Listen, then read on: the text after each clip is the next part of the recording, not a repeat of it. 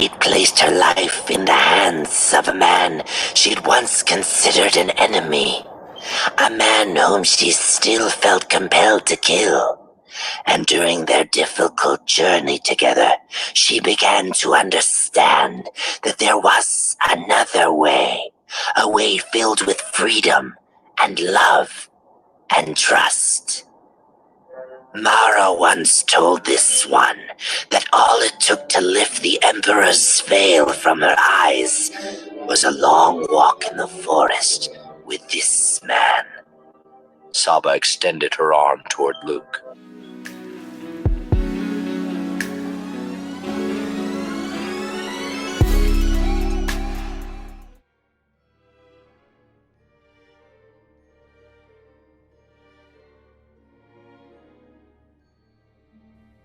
This is your Legends girl trying to make it in this discanon world, OG Star Wars, Alora Baga, and today I'm bringing to you some Star Wars lore.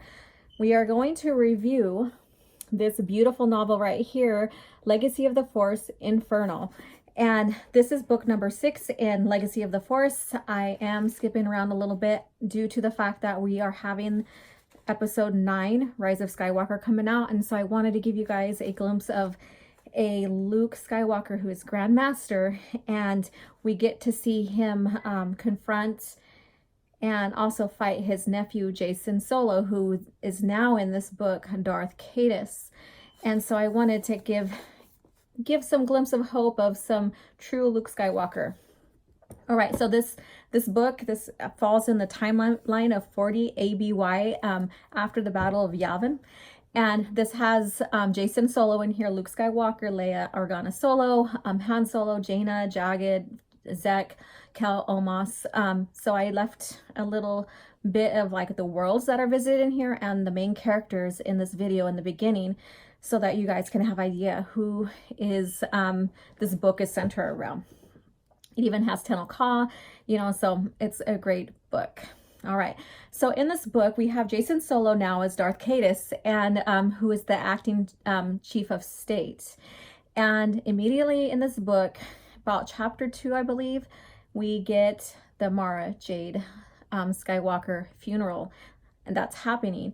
And during this time, Jacen was not invited to the funeral service, but he still attends anyways. And during that time, he has a big warrant out for his parents, so it prohibits they sneak in the palace, the gag, and so they go after Leia and Han, and so it prohibits her from doing the eulogy. And Leia, of course, was going to go ahead and go up there and speak for her deceased sister-in-law. Also, too, in this book, Ben Skywalker suspects Jacen Solo of killing his mother. And so his mission is to find out the truth in the series here I read after the death of Mara Jade. And to get further into what happened, sacrifices right before Inferno. And however, I encourage you read the whole series from 1 to, was it 8? Yeah, just to get the whole story. This is a great series here, a great read in here. And then Fate of the Jedi is right after, and it all ties in beautifully together. And Jacen has been trying to distract Ben from everything so that he's not discovered. And so basically Jacen suggests that Cal Omos, through a altered recording that he did against Cal Omos, had killed his mother. We also have Tahiri Vela, who is spying for Jacen Solo, towards the Jedi, and spying on his parents and stuff. And she, is pursuing his parents. Jacen also has the Galactic Alliance Guard seize the Jedi Temple as pawn between him and his uncle Luke Skywalker. During this time frame, Luke doesn't know exactly that Jacen is now Darth Caedus, the Sith Lord. However, Luke suspects and feels and senses a lot of dark side energy in him. And so they're not seeing eye to eye. Yet they're still trying to Luke's still trying to work with him in a sense. And then plus he's mourning, so there's a lot of stuff going on with Luke. And, he still maintains his dignity and himself as a Jedi through this whole series. Something very different than what we see in the Disney trilogy. So that's why I recommend this book as well. And so Jaina, Zek, and Jagged Fel are pursuing Alima Rar, because from beginning of Darkness trilogy all the way into the series here, before Alima is killed, she is pursuing Leia, and she, Leia and her fight had her almost eaten by a quadruped kind of mouse, rat, rodent kind of creature. And so she's basically out for eye for an eye, which she calls maintaining the balance in the Force. So that's her little thing there. Again, read the book to get more into Alima Rar's head on this. And so they pursue her in the Sith meditation sphere to Ossus, and that's where Jaina, Zek, and Jag finds out that the GAG, or the Galactic Alliance Guard, has seized the Jedi Academy there. And so they're being held hostage because of Luke being indifferent with his nephew.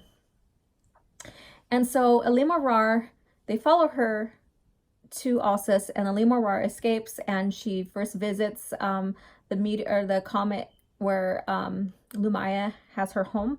And then also she visits Korriban because she's searching for Sith to help out Darth Caedus and his training, and just to have more behind him.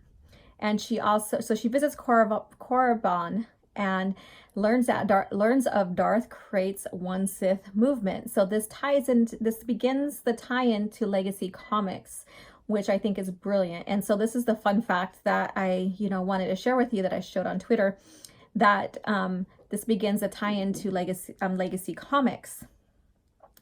And then because of the recordings, Ben Skywalker goes and visits Cal Omos, who's been arrested by Jason Solo, and he's in house arrest. And he knows that Cal Omos didn't kill his mom. He already suspects Jason Solo, so he goes to talk with him and ends up having confrontation with the guards, and Cal offers up his life to make it look like Ben is siding with Jason, just to keep him safe and protected. And so that's an interesting arc right there, something interesting to unfold right there. And Luke Skywalker finds out that Ben killed Cal, or he didn't really kill, but he thinks he killed Cal Omos. And so he goes to confront Jason Solo about this.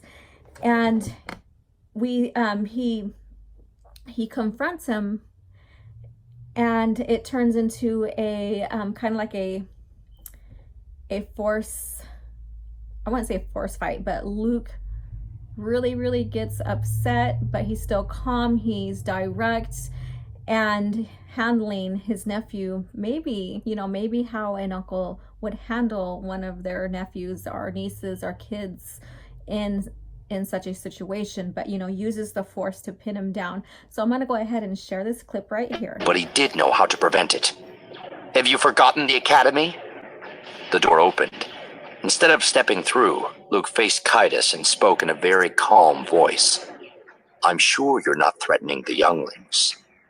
He pointed at the base of Jason's meditation chair and made a tapping motion with his finger. The pedestal gave a loud whoomph, and the seat dropped a quarter meter. Because you really don't want to see me angry. Luke made the tapping motion again. The pedestal emitted a metallic shriek, and the seat dropped another quarter meter. And I think you're smart enough to know that. Luke tapped a last time, and the pedestal collapsed with a low, loud crunch. Now that was a compelling scene there that really gives you a glimpse of who Luke Skywalker is in the series and how powerful he is with the Force, and how he doesn't really have to. Now, if you listen to this book on Audible, you'll get some great scenes in here, and just the narration is wonderful, and hearing John Williams' music in the Audible for the book is amazing. So you'll in the Audible that I shared you a clip. you get to hear and, you know, experience through listening how powerful Luke Skywalker is, and basically how he basically doesn't strain in the Force, or doesn't even flinch, or looks like he's concentrating at all to use the Force abilities. And he Force pins Jason down into his meditation chair and confronts him. And then so this, when you listen to it, kind of ties in a little bit, but you know, when they talk about the younglings and all this other stuff, you can kind of like reference or have the feel of the PT, OT, all the cross-referencing in the lore in this little tiny scene. And it really gives a great example of Luke Skywalker as the Grand Master. And then after that, Luke leaves, and he basically pulls a Jedi from the Galactic Alliance, abandoning Jason's fleet. Jason then just pursues them to Kashyyyk and starts to bombard the planet. Luke, with his Jedi, they plan an attack or to protect Kashyyyk, and Jaina flies with Luke. And in this time when they're battling, and Jason goes out in his X-Wing to pursue Jaina and Luke, Luke does a Force illusion of him looking like his X-Wing, stealth X-Wing, was shot down and exploded through friendly fire caused by Jaina Solo. And when that happened, everybody feels his death. And so that's very, very compelling. I won't get into all the drama of that, but that's a good read right there as well, because then you can, again, understand how powerful Luke is with the Force. And the only person that he allows to sense him is his own son. So we didn't have Luke Skywalker dying from exhaustion from using the Force in such ways here. So hiding in the Force, Luke only allows Ben to sense him. And as he sneaks aboard Anakin Solo, Ben's ship, he discovers Jason torturing Ben with Yuuzhan Vong torture devices. And from there, he pursues he pursues Jason in a fight. Ben gets out of the torture device and helps his father with a fight, but he's going after Jason through vengeance, which gives him such a dark side essence in the Force that scares Luke. And Luke gets the upper hand with Jason. However, Ben wants to kill him, and so we see Luke, convincing his son that this is not the way, that he is, basically crossing the line to the dark side. And from there, Ben finally listens, and they escape the Anakin Solo. And during this time, Han and Leia seek out Tenno call for help. And so eventually they talk to her, and she pulls her fleet from Jason's command. And from there, we're towards the end of the book now, Jason realizes that his entire family has, turned against him. And so he does have help escaping, but I won't, spoil that for you, since I gave a lot of spoilers from this book. And so it just sets up the next book, leading all the way up into the last book of Invincible here. And so I encourage you guys to pick up these books, these series, and read. I encourage you also to listen to Audible as well, because even if some of them are abridged, if you read the books first and you go back and listen to Audible, they are such great books to listen to, because you get the experience of John Williams' music, as well as wonderful narrations, and you can just hear Star Wars in it, and it's just some great additions to your books. So again, I noted that this book sets up Legacy era, as well as ties in from other books like Dark Nest trilogy, and gives us a great example of Luke Skywalker as Grand Master. And so again, thank you. And again, I highly recommend this book. I would say if you read this as a standalone book, you think you would do okay. But it's always good to read what comes before it in the series to kind of understand how Jason got where he's at. understand why Luke is the way he is, and Ben Skywalker himself, and then also to, you know, why Leia is pursuing you know, Tena call for help, as well as the setup, and I didn't spoil this, but the setup with how Han and Leia find out who's their grandchild. And so thank you again very much. Pick up these books, especially now that we're, you know, we have parallel universes, and